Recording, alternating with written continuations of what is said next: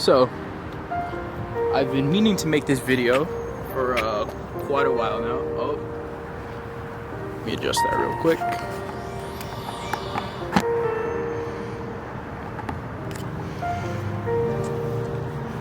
Alright, that's a little better.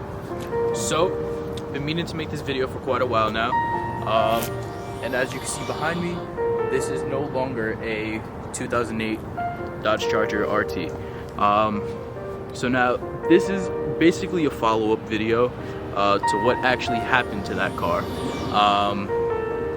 Now, this was quite a while ago, so I haven't updated YouTube in, I want to say, about 2 years now it's going on since I've had the Charger.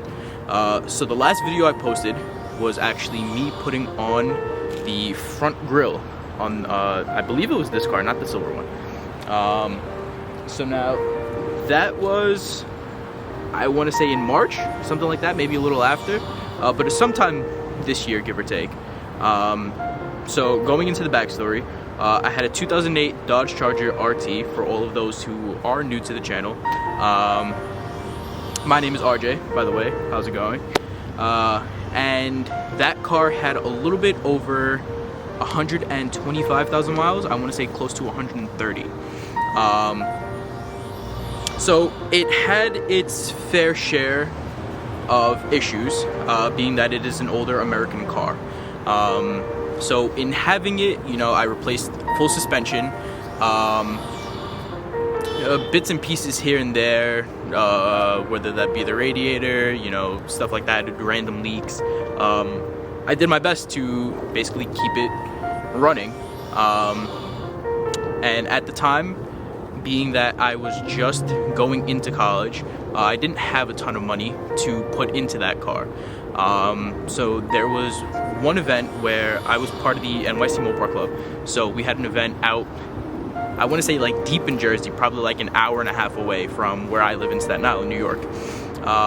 And basically it was snowing, and we were out with the whole club, whatever the case is, and we were leaving.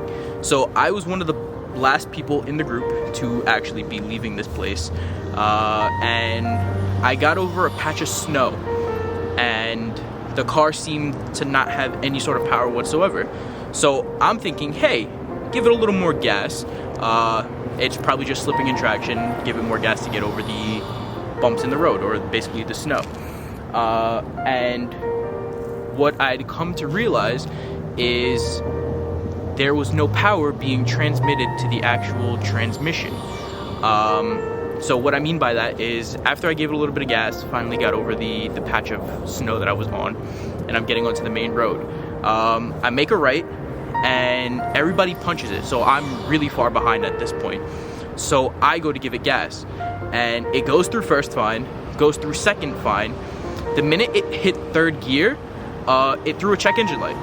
So I wasn't sure what had happened, but the car basically went into a limp mode. And that car in limp mode sucked. It was stuck in, I want to say, third gear or fourth gear. I don't really know, to be quite honest. And it would only go 57 miles an hour. So I had to limp the car home at 57 miles an hour for, if I'm not mistaken, an hour and a half drive turned into almost 3 hours, only going 50 miles an hour. It was fun. It was great.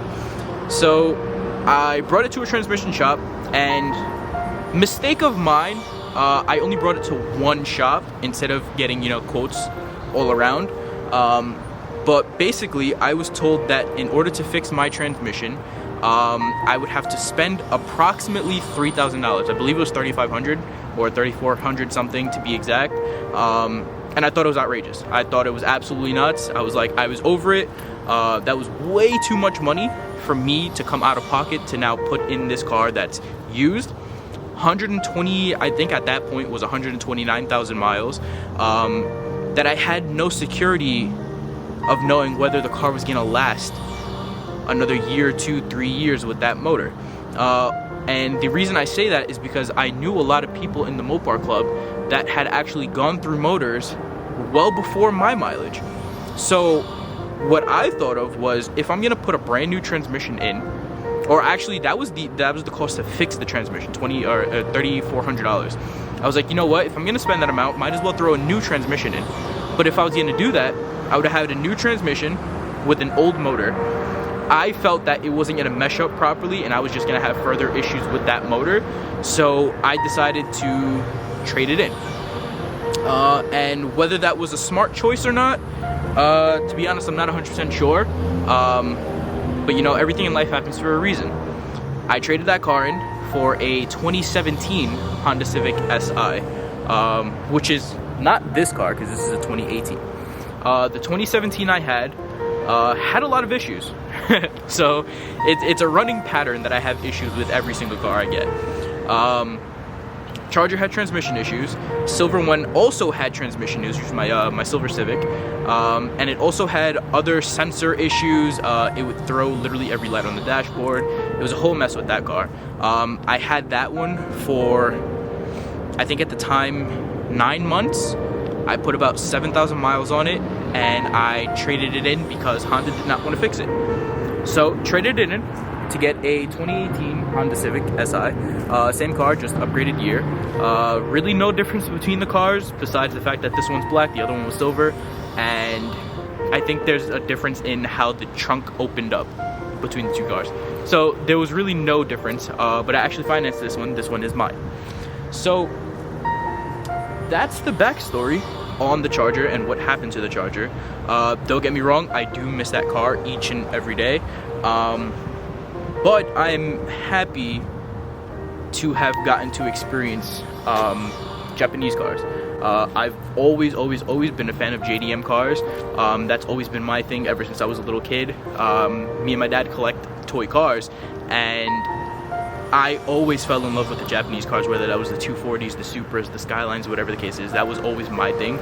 I was never really big into American cars until I got my Charger.